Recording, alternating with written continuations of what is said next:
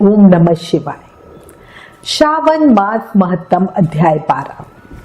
हरे कृष्णा, राधे राधे। श्रावण मास महत्तम के अध्याय 11 में भगवान शिव ने ब्रह्मा पुत्र सनत कुमार को श्रावण मास की पवित्र तिथियों के महत्तम में रोटक व्रत और द्वितीय तिथि व्रत की विधि सुनाई थी। अब आज इस अध्याय में स्वर्ण गौरी व्रत का वर्णन तथा व्रत कथा को सुनेंगे। शुरू करते हैं। श्री शंकर भगवान ने श्री सनत कुमार से कहा, हे ब्रह्मा पुत्र, अब मैं स्वर्ण गौरी का शुभ व्रत कहूंगा। यह व्रत श्रावण मास में शुक्ल पक्ष तृतीया तिथि को होता है। इस दिन प्रातःकाल स्नान करके नित्य कर्म करने के बाद संकल्प करें और 16 उपचारों से पार्वती तथा शंकर जी की पूजा करें। इसके बाद भगवान शिव से प्रार्थना करें, हे देवादिदेव, आइए, हे जगतपते, मैं आपसे प्रार्थना करती हूँ, हे सुरसतम, मेरे द्वारा की गई पूजा को आप स्वीकार करें। इस दिन भवानी पार्वती की प्रसन्नता और व्रत की पूर्णता के लिए 16 बायन पति पत्नियां जोड़े को दान में प्रदान करें और उनसे कहें, द्विज श्रेष्ठ की प्रसन्नता के लिए मैं ये बायना प्रदान करती हूँ। पहले चावल का आटा बनाएं। चावल के आटे से बनाए गए 16 मीठे पकवान बांस की 16 टोकरियों में सजाकर उनके साथ वस्त्र आदि रखकर स्वर्ण अलंकार आदि से सजाकर अपनी पत्नी सहित ब्राह्मणों को बुलाकर अपने सम्मुख बिठाकर बोले, मैं व्रत को पूरा करने के लिए, फल प्राप्त करने के लिए यह आपको देती हूँ। वस्त्र आभूषण अलंकार आदि से परिपूर्ण पतिव्रत धर्म सहित श्रावण सुवासिनी इसे ग्रहण करे। इस प्रकार 16 वर्ष अथवा 8 वर्ष या 4 वर्ष या 1 वर्ष तक इस व्रत को करके शीघ्र ही इसका उद्यापन कर देना चाहिए। पूजा के अनंतर कथा का श्रवण करके वाचक की विधिवत पूजा करनी चाहिए। सनत कुमार जी ने भगवान श्री सदाशिव से कहा, हे प्रभु, इस व्रत को सर्वप्रथम किसने किया, इसका महत्तम क्या है और इसका उद्यापन किस प्रकार करना चाहिए, वह सब आप मुझे बताएं। भगवान श्री सदाशिव ने कहा, हे महाभाग, आपने उत्तम बात पूछी है। अब मैं आपके समक्ष मनुष्यों को सभी संपदाएं प्रदान करने वाले स्वर्ण गौरी नामक व्रत का वर्णन करता हूँ। पूर्व काल में सरस्वती नदी के तट पर सुविला नामक विशाल पुरी थी। उस नगरी में कुबेर के समान चंद्रप्रभा नाम वाला राजा राज्य करता था। उस राजा की रूप लावण्य से संपन्न, सौंदर्य तथा मंद मुस्कान से युक्त और कमल के समान नेत्रों वाली महादेवी और विशाला नामक 2 अति सुंदर रानियां थी। उन दोनों में से राजा को बड़ी रानी महादेवी अधिक प्रिय थी।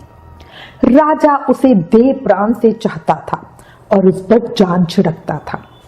एक दिन राजा वन में शिकार खेलने गए। वहां पर अनेक प्रकार के पशुओं का शिकार करते हुए काफी समय व्यतीत हो गया, तो वे भूख प्यास से व्याकुल हो इधर उधर घूमने लगे। काफी दूर निकल जाने पर उन्हें एक तालाब दिखाई पड़ा। तालाब चारों ओर से मनोरम था। राजा ने तालाब के किनारे जाकर उसका उत्तम जल पिया। वहां राजा ने देखा कि तालाब के किनारे देवलोक की अप्सराएं स्वर्ण गौरी की पूजा अर्चना कर रही हैं। उनको देखकर राजा ने पूछा, हे देवियों, आप यहाँ किस प्रयोजन हेतु पूजन कर रही हैं? इस पर उन्होंने उत्तर दिया, हे नरेश, हम सब स्वर्ण गौरी की पूजा कर रही हैं। इस व्रत के फलस्वरूप प्राणियों को प्रत्येक प्रकार की धन संपदा मिलती है, इसलिए हे नरेश, आपको भी अपनी प्रजा की भलाई एवं धन प्राप्ति के लिए यह व्रत अवश्य ही करना चाहिए। राजा बोले, हे देवियों, आप इस व्रत की विधि मुझे बतलाइए, साथ ही यह भी कहिए कि इस व्रत के करने से क्या फल प्राप्त होता है। तब वे सारी स्त्रियां बताने लगी, हे राजन, यह स्वर्ण गौरी नामक व्रत श्रावण मास के शुक्ल पक्ष की तृतीया को किया जाता है। इस व्रत में भक्ति पूर्वक अत्यंत प्रसन्नता के साथ पार्वती तथा शिव की पूजा करनी चाहिए।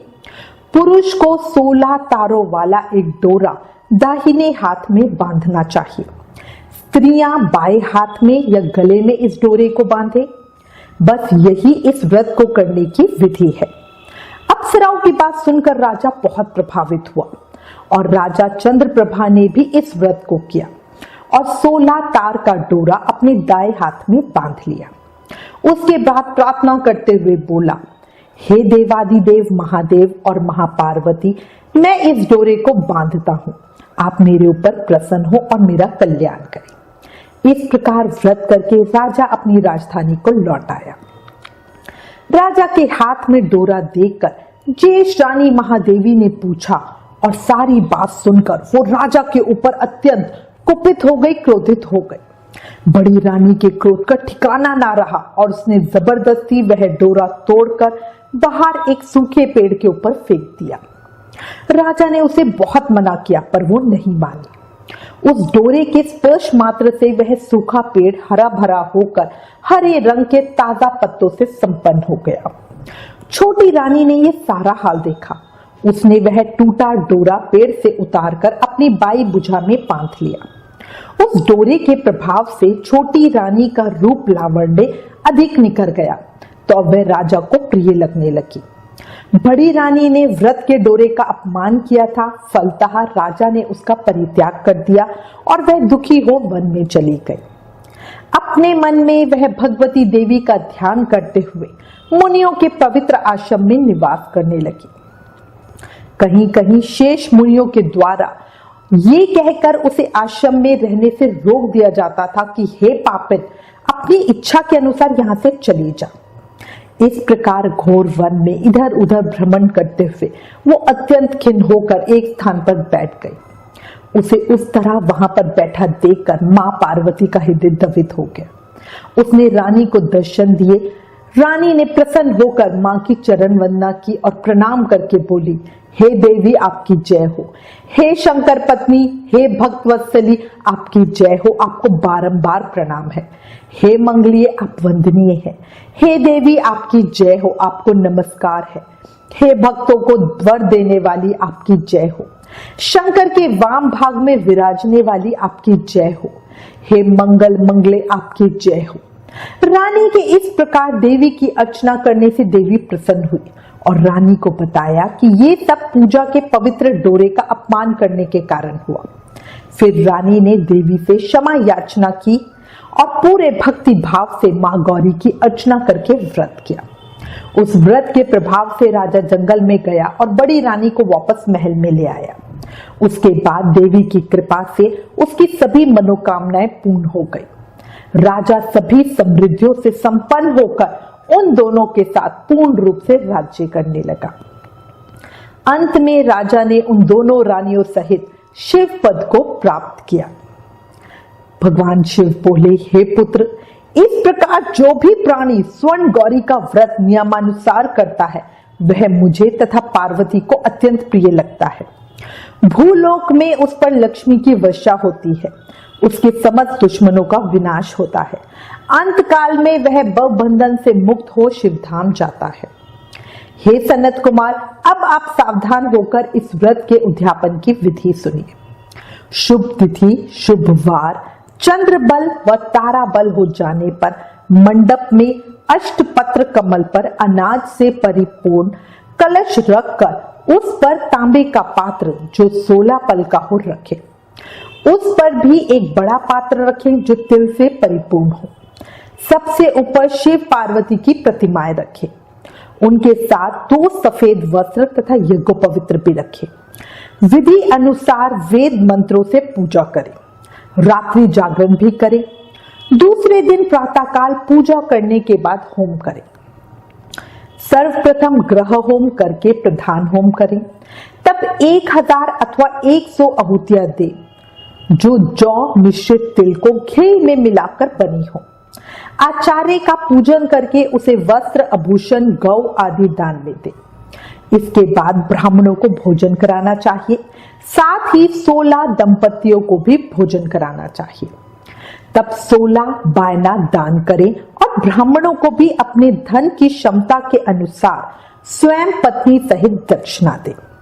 अंत में हर्षोल्लास से युक्त होकर बंधुजनों के साथ स्वयं भोजन करना चाहिए। इस प्रकार श्री स्कंद पुराण के अंतर्गत ईश्वर सनत कुमार संवाद में श्रावण मास महत्तम में तृतीया में स्वर्ण गौरी व्रत कथन नामक 12वां अध्याय समाप्त। इस 12वें अध्याय के सुनने सुनाने से शिव पार्वती कृपा और शिव धाम की प्राप्ति होती है। बोले शिव शंभू की जय, भोलेनाथ की जय। विष्णु और शिव में कोई भेद नहीं, इसलिए प्रेम से, मन से, भाव से जयकारे लगाए और शिव के इस प्रिय श्रावण मास में बड़ी आसानी से शिव कृपा प्राप्त करें। ओम नमः शिवाय।